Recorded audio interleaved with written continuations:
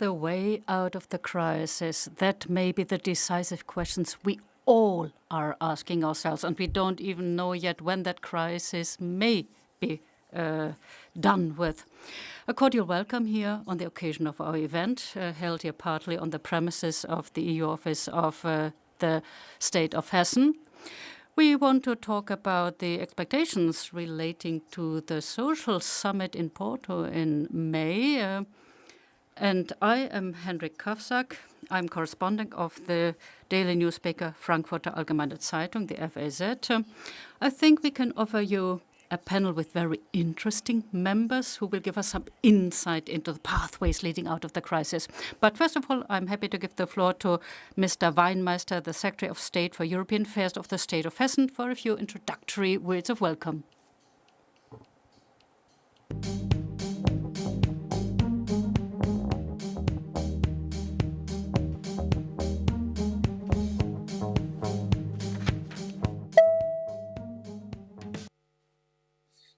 Yeah.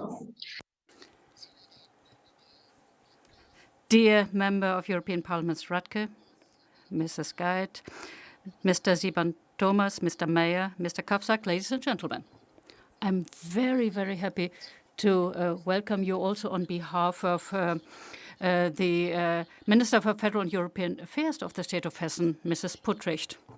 We are very happy to hold this event, and I would have loved to be locally present, be a live panelist, but unfortunately the pandemic put a stop to that. We have to still live with this, but we have the tradition that during each presidency, so once each half year, we have an event organized with the Employers Association of the Chemical Industry in Hessen. And thank you very much to HessenChemie, the Employers Association, especially Mr. Dirk Meyer as the Chief Executive Officer, to have enabled such wonderful cooperation in the past years already. The interesting question is, of course, also digitization in the workplace. Here we're looking at something that really shakes up the very foundations of what we have been used to. And this raises questions, and we need answers to these questions. Questions relating to digitization and how to implement the new Green Deal and how to deal with new technologies. How can we use them left, right, and center in order to make certain that what we are doing, what we are working is done serving the various needs with regard to environmental protection, climate, social and societal needs. We know context change, also the working context with regard to platform working taking off much more. And the question is, of course, what about security? And this is an important question for the organization representing the workforce. It's about making certain that digitization serves the human being and not the other way around. And that's also a focus we want to set. We desire digitization, but the digitization serving the human being, offering opportunities to the human being.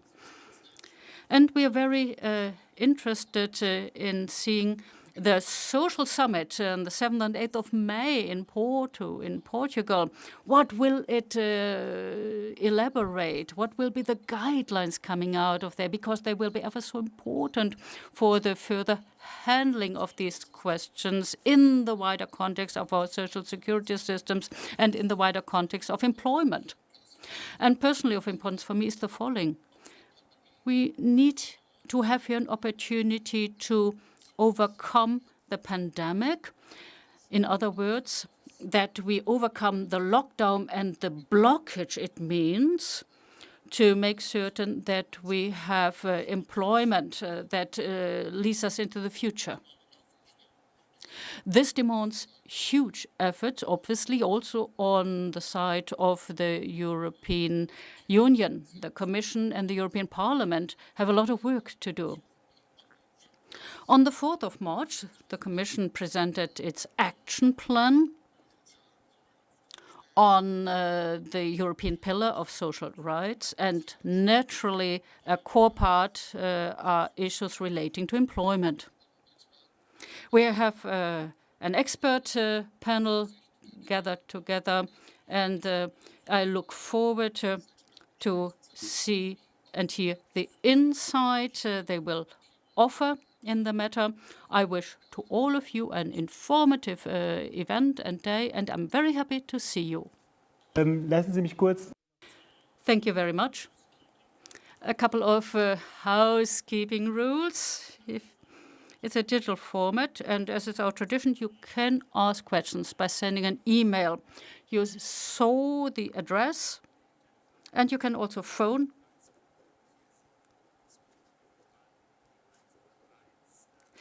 to the number in Belgium 0472030181. So use these channels, and the digital format has the beautiful advantage that one can experience it in real time and deal with it very quickly. Now let's get cracking. You already heard a few of the topics of importance.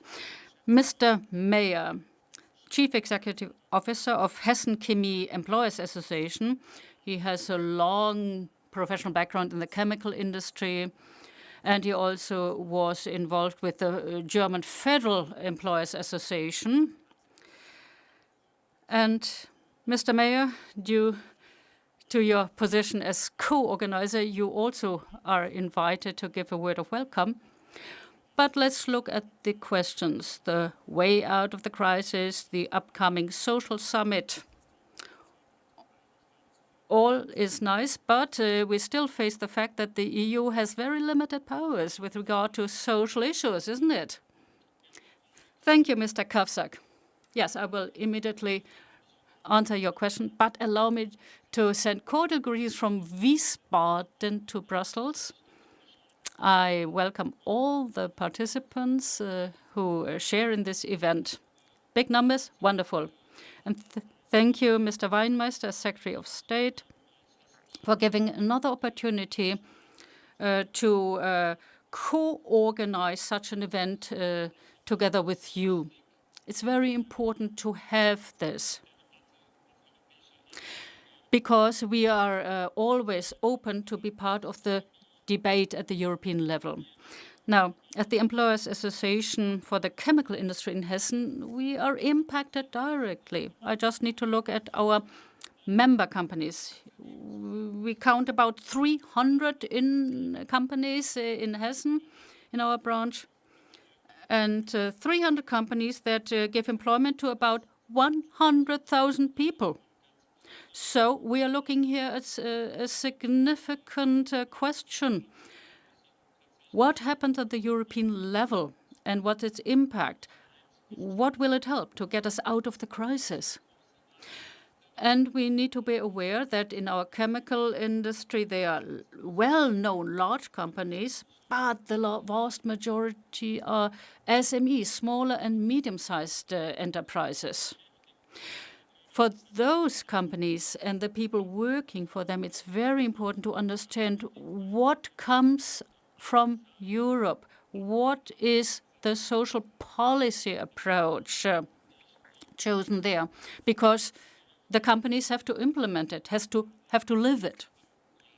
And coming back to your question, yes, all we are observing tells us an interesting thing. And we have a good timing with our event when we think of the action plan on the European Pillar of Social Rights, and having in mind that soon we have the social summit to be organized in Porto, then we always face the very question, where is the limit of the powers of the European Union in this field? What can they deliver? And we will understand that in some points we have here powers that overlap, for example, with regard to minimum wages. And generally speaking, we face the following question. Where is a European legislative approach helpful, and where is it harmful or not necessary? When I think of the situation in Germany and in all European countries, we face the big question, how can we make certain that we get out of the crisis successfully? Thank you very much. Now I have the pleasure to introduce you to our panelists. Partly they are real live people here. On the one side, you see Ulrike Geith from the permanent representation of the Federal Republic of Germany to the EU. You have been here since 2018, so you have lived through the presidency of Germany. And you have a long background also in the Ministry of Employment. So you are really very experienced in this field. And I have here Frank Siebern-Thomas. I will shorten him to Mr. Siebern. You're head of unit in the Directorate-General for Employment. You used to be in the GD GROW. You dealt with the European semester then, which is of relevance because it's of great importance when you think of implementing the pillar of social rights. You studied not only economics but also mathematics. I think not every economist is really top with regard to the mathematical side, but you bring it together. So I hope we have Dennis Radtke available. And I indeed see him from the CDU, Social Democrats, Christian Democrats. You are now a member of the European Parliament, and you hail from Bochum, Wattenscheid in the Ruhr area. I mention Wattenscheid because I have a friend who is a fan of your local football club. I say that though we move here within the context of Hessen. And for a long time, you also were a trade union secretary, just to your background. Mrs. Geith, you already heard it mentioned. It's just a few days ago, we saw the presentation of the Europe Pillar of Social Rights Action Plan presented by the European Commission. Yesterday, the responsible ministers had a first virtual discussion of it. I think you followed proceedings. You listened in. What's your impression? How were people reacting to the action plan? Yes, I'm happy to describe my impressions. Also, I'm happy to see you all. Indeed. Yesterday, we saw the first policy debate of the ministers for social policy, a virtual encounter. And it was also about the action plan for the European Pillar of Social Rights. And Commissioner Schmidt received very positive, helpful feedback. A lot of support was expressed with regard to the ambition expressed in the action plan, with regard to the diversity of approaches and issues found therein. It's about employment, it's about further skilling, upskilling. It's also about combating poverty. So these are the three core points or core areas of the action plan. And indeed, that definitely seems to hit bullseye, so to say. Yesterday, obviously, was a first exchange of impressions. And another broad consensus was on the following point, namely that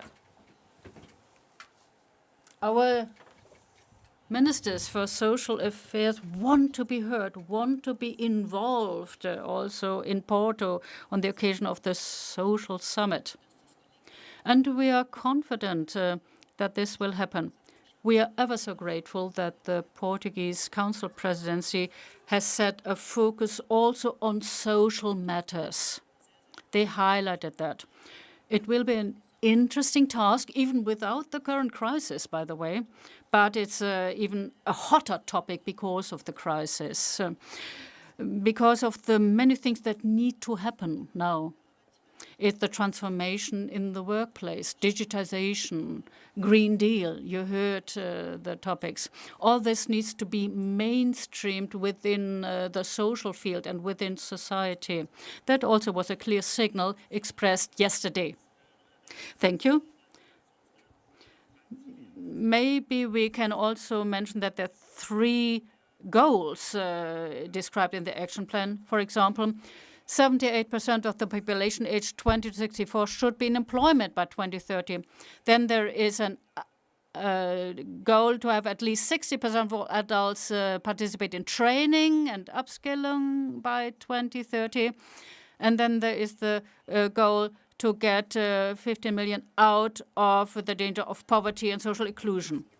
Indeed, there are quantifiable objectives given in the action plan, and people were happy to state that yesterday.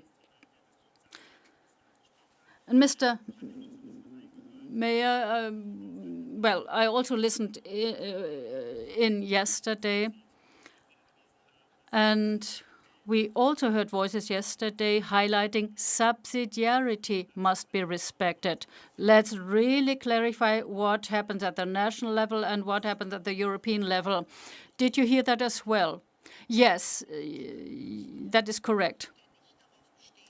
There is no member state in Europe that would tell you that they don't want to see subsidiarity respected. They all desire that subsidiarity be respected. Yeah, we know there is always a little dialogue. Where exactly do you delineate these various levels? And indeed, also in Germany, we may differ in our viewpoints from the Commission. Now, yesterday, as Mr. Meyer mentioned briefly, 3 member states, Hungary, Denmark, and Sweden, were very clear in their statement that with regard to minimal wages, they have doubts, and they mentioned subsidiarity. And on Friday, we have a dedicated working party of the Council meeting, and we will look at the legal opinion of the legal service. Obviously, that's a legal assessment that is ongoing, also in Germany, by the way.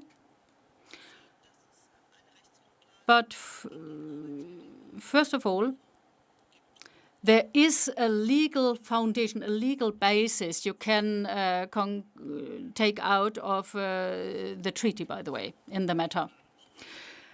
We heard digitalization mentioned. Now, Mr. Radtke, do you understand this basic discussion taking place, or do you think these are the final efforts and battles by those who haven't yet fully understood what happened a few years ago in Gothenburg when the social pillar of social rights was established? And we know the names of some countries, Austria, Hungary, Poland, other problems notwithstanding. There is a number of countries that obviously feel a little bit at unease with this move. What are your insights? Yeah, thank you very much. It's a certain number of countries and very diverse countries. And why do we hear critical comments when the EU gets active in the social field? Now, there are very diverse reasons that explain such critical attitudes. And as Ms. Geith said, the issue is often subsidiarity. I tend to say we do need ambitious objectives, also for social Europe. But the European level alone is not responsible for reaching all of these objectives. And indeed, in some cases, these are final battle, so to say, a retreat, so to say. But as Juncker already said, we need to broaden our narrative. It's not just sufficient to talk about freedom and peace. We need to enlarge this narrative. And we have made important steps to get there. And so much here is linked to digitization. The rights for platform workers relate to this. Questions relating to minimum wages are within this context. I don't know if we already want to get into this debate, but we heard also from Mr. Meyer that maybe powers were not respected, but well, the German parliament also as a scientific service, and they have different conclusions telling us what the Commission presented here with the action plan is full in accordance with existing European law and rules. It does not violate subsidiarity, in other words. So I think it's a step in the right direction. I understand that you're straining at the reins and want to really get cracking with the topic, but I go back to the foundational question. In 2017, we had the Gothenburg summit, and then we heard afterwards in Berlin or in the Chancellery that de facto the social pillar will be of little impact, that it was just a proclamation of what all are convinced of, but little action would follow. Obviously, that was a wrong assessment. Would you agree? Well, here you have to understand the following. What hat is one wearing? And last week, Nicolas Schmidt spoke to the parliament presenting his action plan, and he pointed out the following.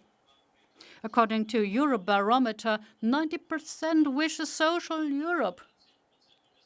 Now I wonder, what about the 10% who are unwilling? Are those the self-declared, self-appointed experts who always tell us this is good for nothing, this doesn't help us, minimum wages destroy employment? So far, all these predictions were erroneous ones. And here as well, what the Chancellery said a few years ago with regard to the Gothenburg decisions. And I think this has become very clear and obvious.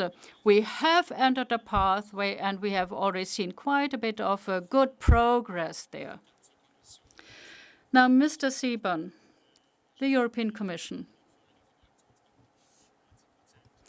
Mr. Schmidt advertises in favor of the action plan by telling that 90% of the population in Europe is in favor of a social Europe.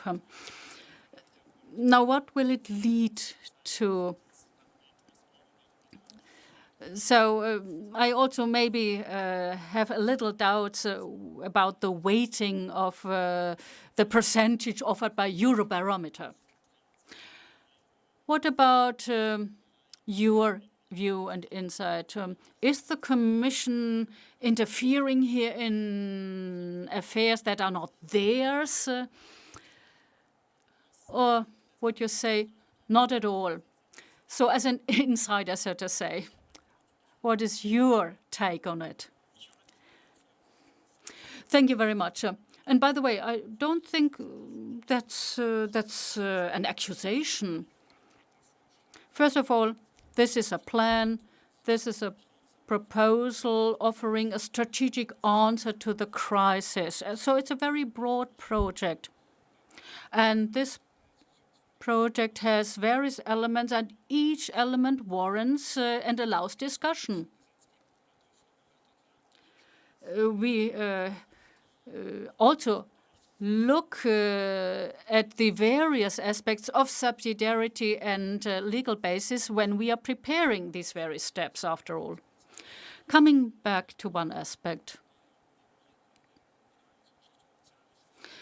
So I work in the Directorate-General for Employment and Social Affairs, and I'm part of those who try to see progress with the social Europe. And to some extent, I may not understand some parts of the discussion with regard to the powers and competencies. We do have the treaty, and there it's a declared objective to improve the living and working conditions for all Europeans. It's not about harmonizing every part of the legislation, not at all. There is a certain tension, and within that context, we have been moving and are moving.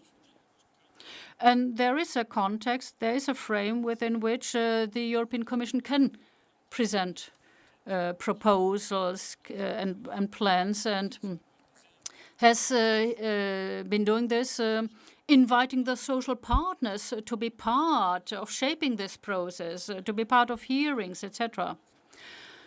President Juncker, when he moved ahead with the social pillars, did not start at zero.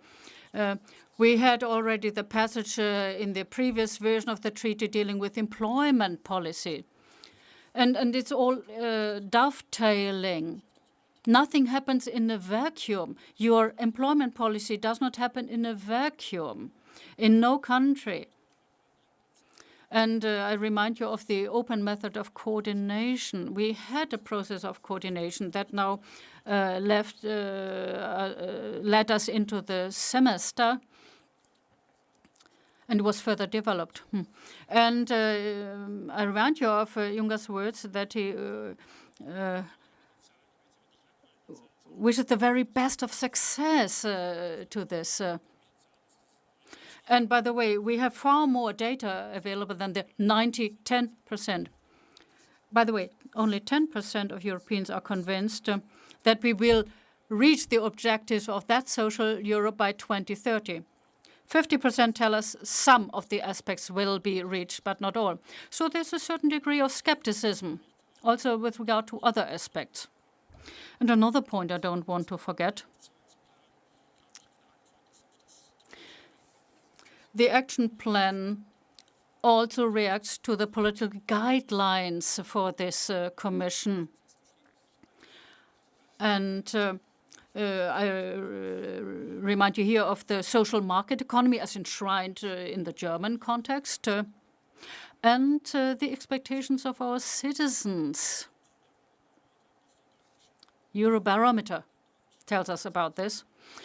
And the percent of Germans who think a social Europe is of importance is a very high percentage. Still, 75% of the same people surveyed tell you that the implementation will be largely at the national level. That's where the implementation has to happen. And the top 3, the top 5 answers of the German survey are similar to the answers given by the European surveyed. In 2 fields, however, there's a higher percentage in Germany. One, a question relating to climate change and greening of the economy. And the second aspect is minimum income, pension income, where there is a higher percent of Germans seeing here a role for the European Union. So I think the action plan takes that up. And Mr. Meyer and the social partners are invited to express their concerns and what's important for them, what's important for the industry. And I'm aware of the importance of this industry in the European context. We have a social dialogue and actively involved in shaping social policy matters in Europe. And the buzzwords are clear. Innovation and research program, upskilling. And if you look at the actions, it's not just social policy actions. There are various policy fields covered. For example, creating a sustainable financing framework. So it's a package worth looking at it, discussing it, even hotly debating it.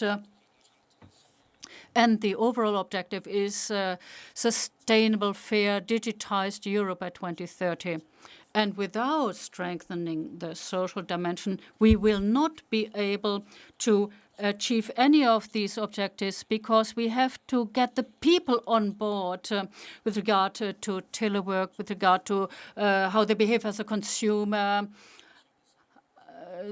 a variety of mechanisms that are changing and that need support and helping along. Now, we might say, and I would like to do it right now, if there is a convergency, you can do this efficiently with a growing economy, and we might think that if we are talking about social, I said very clearly, from the view of the elder countries like Italy, France, Germany, for the social policy might also be a means to keep the eastern countries low, even if we talk about, for example, minimum wage. And what would you say about that? I think probably, and this is the policy of the Commission, because they want to enhance everything, because nobody would think that we can have a stronger growth. But this is also not automatically something positive for everybody, because we have to see if the convergency is still working as it did in the past. We had different analysis, and Ms. Reiter already said that this would have been relevant even before the pandemic, because there we had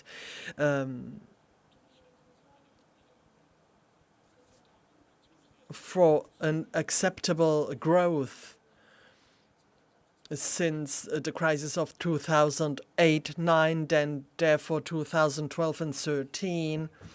There were a lot of steps ahead. We had a record as far as the workplaces were concerned. Just up to the last year, we had the lowest unemployment rate, but they also said that the growth is not arriving where it should arrive. We have still people that are poor, and then there are big differences between the different regions, like between Western and Eastern Europe.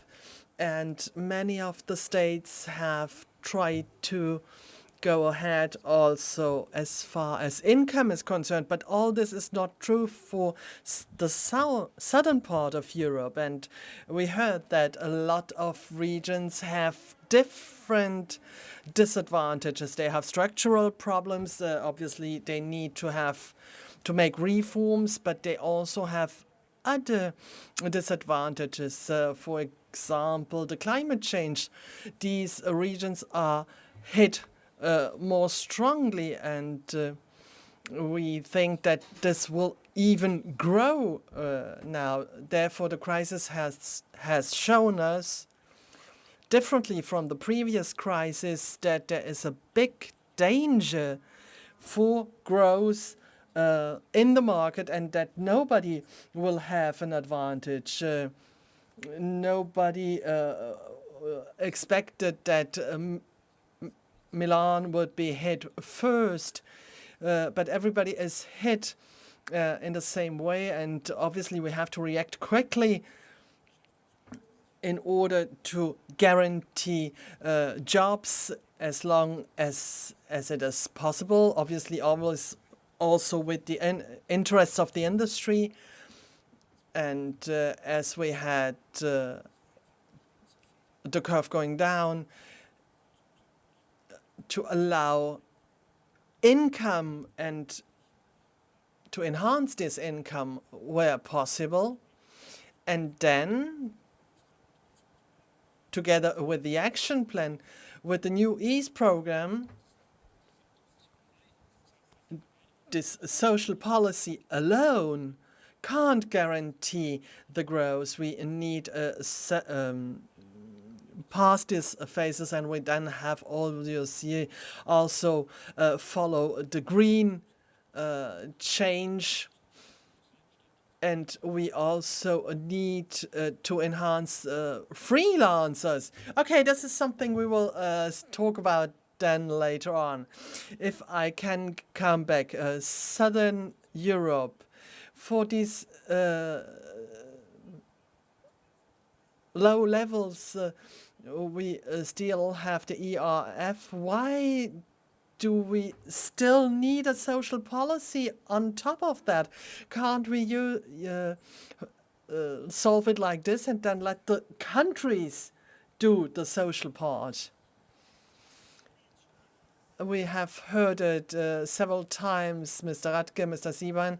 We do to distinguish when we talk about a social Europe, then we do not talk about the fact that Europe or the Commission can rule and do everything and has all the competencies. The social Europe is a common point in the competencies you have, and in between these competencies we have different instruments like the semester, the open coordination, every point we already had mentioned before. Now this discussion, narrowing this discussion, saying that Europe is getting in, I guess this wouldn't be the right approach to the facts. This, first of all, in Europe, and I come back to your question, we do have a common market. We have free movement, we have mobility for workers, we have a common internal space where everything is going forth and ahead, and this is good. And now during the pandemic, we really are appreciating what we do have with that. But such a common space, if we talk about mobility for workers, then we have questions coming up, and these questions have to do with social security, with competitiveness, but also with the legal part. We already were talking about platform economy. We do know that in Europe, we don't want any hard competitiveness because of low social standards. We do not want that, and this would also be something that would hinder us in our work. And what we have seen during the last economic crisis 10 years ago, where this aspect, how can we back this new growth from the point of view of today? This has not been done properly. The whole populism we have in Europe is the result of a non-optimal crisis handling from the political part. And if we have a look at it in the Council, we do have to see how we can get a majority. If we this is a problem if we don't see this political approach. This is a really important point. And obviously, Poland and Hungary obviously do their own social policy, but during our presidency, we have the so-called minimal income, and I'm talking to Mr. Meyer. This is something. This is very important for the employers. We want a fair mobility in Europe. We want people who can get together and exchange.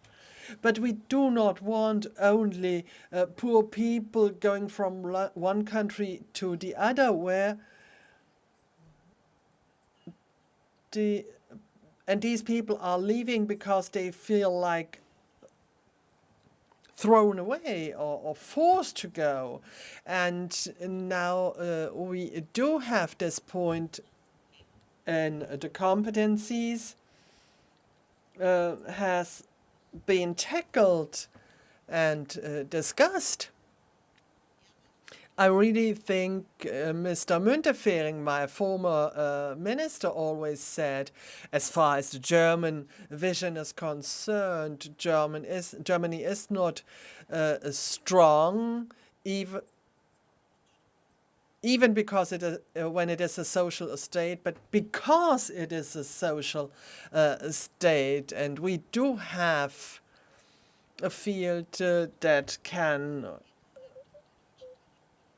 agree with that, and with different policies, demography, the contract for demography that was firstly mentioned by the chemical sector. So therefore, we shouldn't be afraid, and especially we in Germany do have an interest to have this social minimum standards in between our competencies. Now, Mr. Meyer, I'm coming back to you.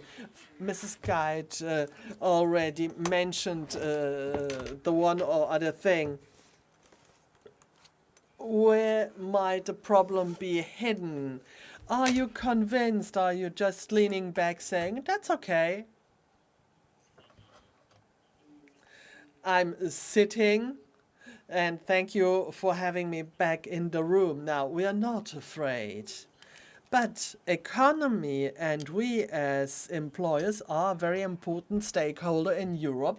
And we want our voice to be heard in the actual debates. And there is one dimension that is not enough considered, and I didn't find it here. Inside here, the social plan for the pillar of the social rights. But there is a chapter lacking. A chapter, what are the basics for having a recovery in Europe, that we can cope with the crisis, and therefore enhancing also the crisis part. I was just going a bit further and have seen that this can help for economic recovery. I see it the other way around, because we should recover right now and can then enhance the social part in Europe. But then we have to talk about functioning markets,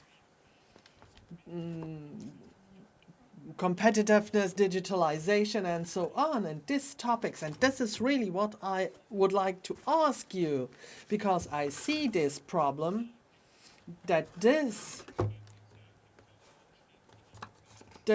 should always be part of the discussions, because if we go ahead in this plan, and you have to be careful when you are reading, then you find the European industrial strategy. Yes, that's we need that, but as actors, we are in our responsibility, and we have to say, how can we manage to have the industry as an engine bringing us ahead?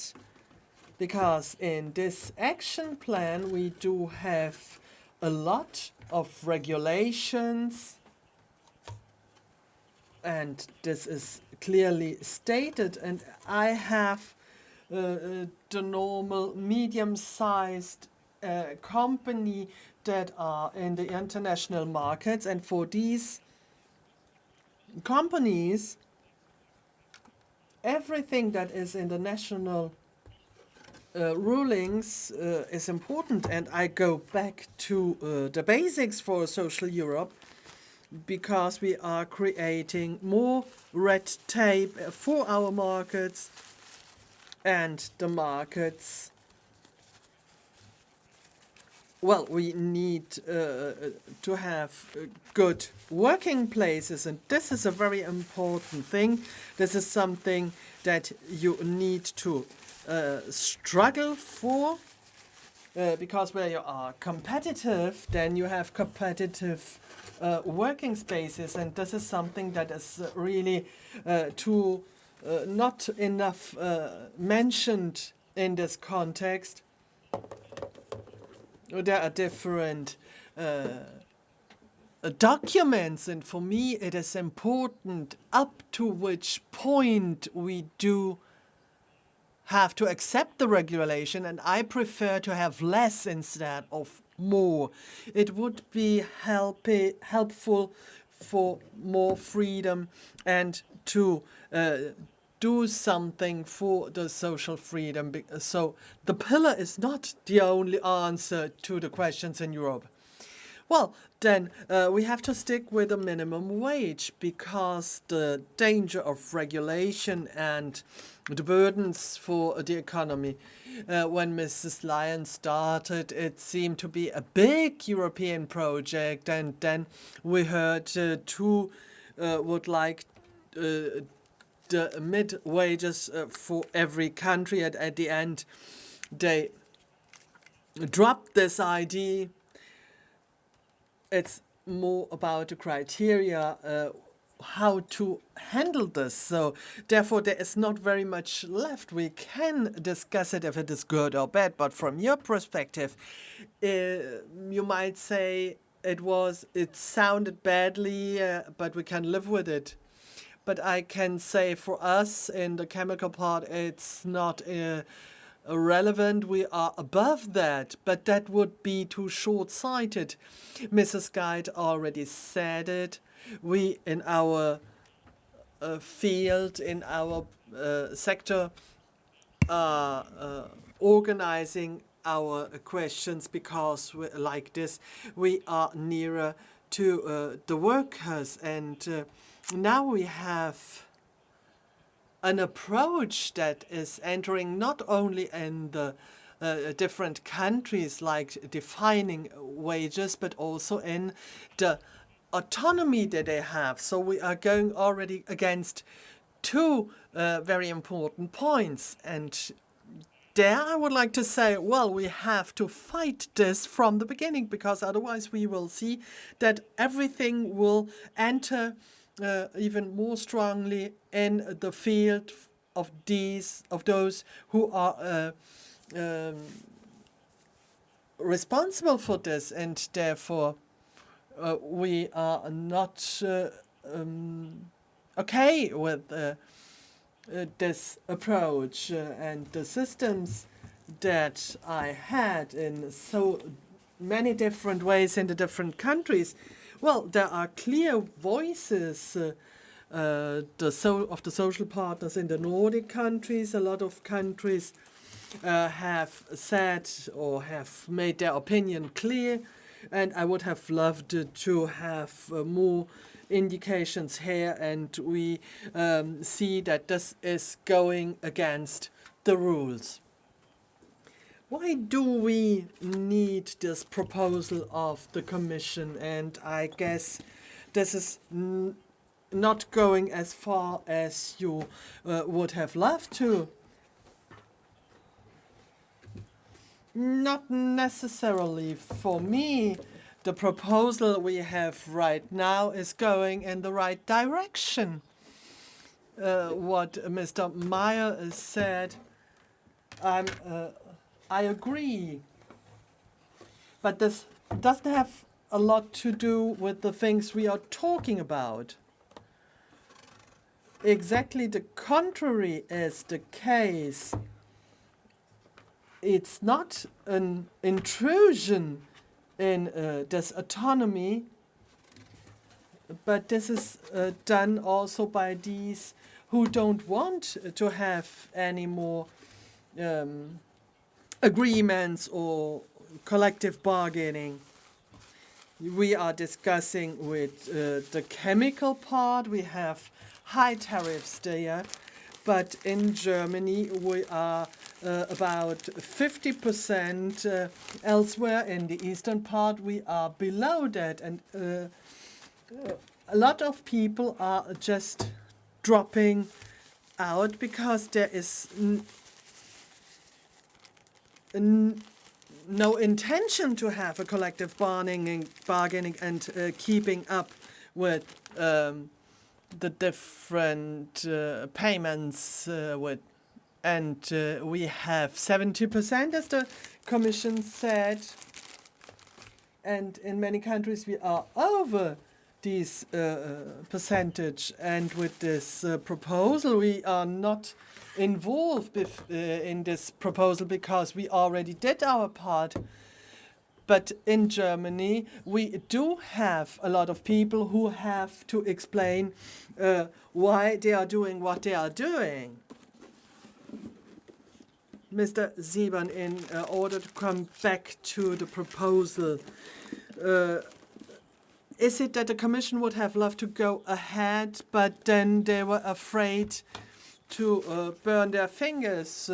When I see what Mr. Schmidt said as a commissioner, we had the impression that they didn't want a stronger agreement. I have to say I wasn't involved in these discussions. I can't say anything about this. We have seen different things, different scenes, and we have seen that in the majority of countries where we have minimum wages, and that this minimum wages have a positive effect as far as work is concerned, employment is concerned. But in many countries we have... Sorry, we can't hear the speaker right now. There's a problem.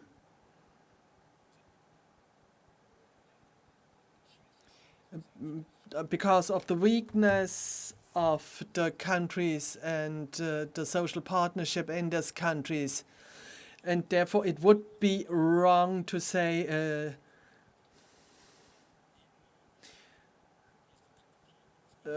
how the proposal came out. I can't tell you. What I would like to add, as far as Mr. Meyer is concerned, I don't see the problem, obviously. We are talking about the semester and therefore also about sustainability, and therefore we wouldn't want a second industrial strategy, and therefore the Commission does everything to do this in order to have one. We have the digital agenda, industrial strategy, the common market strategy, and obviously we have references one to the other. And this is the important point. The action plan or the social agenda can't do it alone, and this was not what we wanted. It's not about bureaucracy or red tape. I guess the Commission, with ease, they think they have also proposed simpler programs, and we hope that all this will be helpful for us. And during EPSCO we had member states. We need a paradigm shift as far as stability and growth is concerned, or people who said we have to anticipate in a better way, and what the market is doing, like the strategy for the pharmaceutical industry, should consider the requests of the industry. We had 1 year of consultancies, and from the Commission, we have to talk with the social partners in 2 rounds, and there you can also adapt different things. If we have like a summit the next week, then I guess the proposal for a minimum wage is only one step in the whole structure, and this should enhance going ahead to reinforce the market in view of good living conditions in a crisis where we can see that these who are keeping up with our economy that very often lost their job are people who were working at a minimum wage. We had this yesterday from Spain. Don't we need a reassurance for workers? And last time I didn't have the impression as if there is still an idea to present something like this. This might be right, and maybe we also have to say we need sure does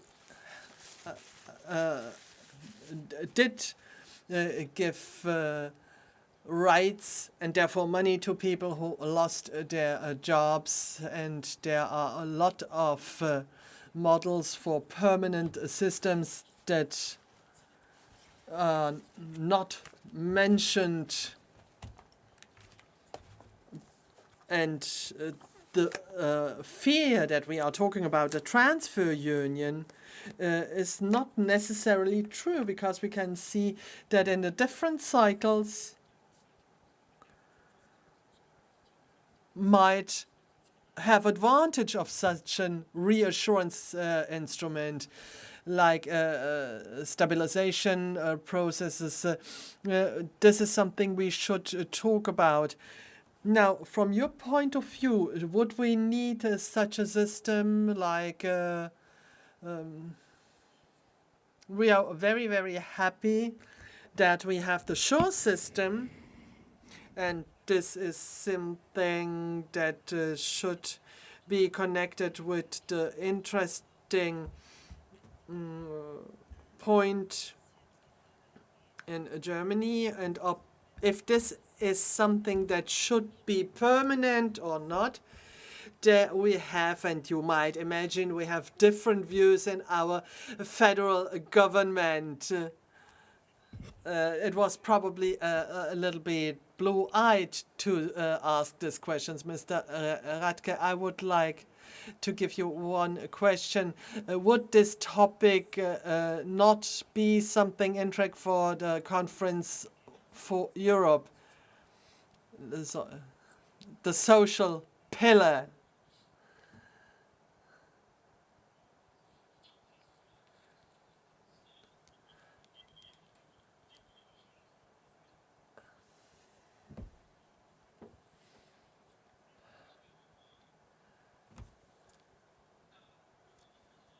Isn't that also part of the question, future of Europe? I think yes. Because in the end, we also have the interesting question, and we are there with the basic question. What do we do with Article 3 in the Lisbon Treaty, social market economy, and we have also to see how can we fill this with life, and this is also one of the topics in the conference for the future of Europe. How will we tackle with the majority decision, because we can't always be 100% agreeing. These are questions that should be discussed in this context. Stuhl hin und her, aber ich möchte Ihnen zumindest jetzt noch mal die Gelegenheit geben, zu reagieren. Wir kommen zum Ende der Veranstaltung. Mit was für einem Gefühl gehen Sie raus, mit was für Erwartungen an den Sozialgipfel gehen Sie sozusagen dann jetzt Richtung Porto, auch wenn es nur ein virtueller Gang sein wird, nehme ich an? Ja, also ich hoffe zum einen, dass sowohl heute als auch bis Porto die Stimme der Wirtschaft und der Arbeitgeber gehört wird und dass die von mir angesprochene wirtschaftliche Dimension als Voraussetzung für eine Erholung in Europa, für einen Wiederaufbau an vielen Stellen in Europa und damit auch für soziale Möglichkeiten gehört wird. Also ich plädiere sehr stark, und das ist auch meine Hoffnung, da werden wir uns auch weiter für einsetzen, die Dinge nicht separat voneinander zu betrachten, sondern immer im Einklang miteinander. Wir haben in der Chemie in Deutschland eine Nachhaltigkeitsinitiative der Wirtschaftsseite mit der Gewerkschaftsseite, weil wir gesagt haben, wir müssen immer diese 3 Dimensionen,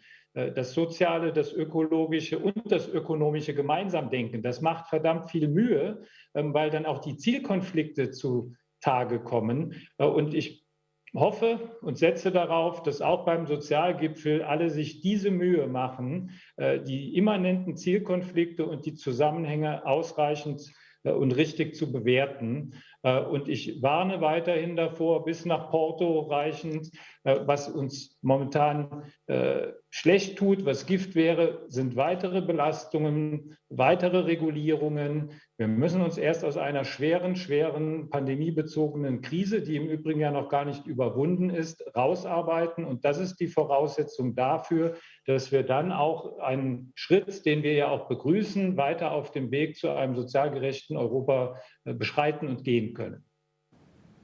Vielen Dank, Herr Meyer. Ich kann Ihnen sagen, dass sowohl Frau Geith als auch Herr Siebern genickt haben. Also so gesehen ist die Botschaft zumindest hier angekommen. Was Herr Radtke gemacht hat, kann ich leider nicht sagen. Aber ich nehme an, er hat es ja schon gesagt, er würde in diesem Punkt auch gar nicht widersprechen. Ich bedanke mich bei Ihnen für dieses teils virtuelle, teils persönliche Gespräch. Nutzen Sie die Gelegenheit von jetzt an, trinken Sie einen Kaffee, gehen Sie vielleicht essen, soweit Sie können, von außen her. Ich hoffe, es war unterhaltsam für Sie auch an den Bildschirmen daheim oder auf der Arbeit, bei der Arbeit. Für mich bleibt nur noch darauf hinzuweisen, dass am 19. März hier die nächste Veranstaltung auch um 13 Uhr stattfindet. Hier soll heißen im digitalen Format. Thema ist, die Niederlande haben gewählt. Wir dürfen gespannt sein, wer Ministerpräsident dort wird oder bleibt. Vielen Dank.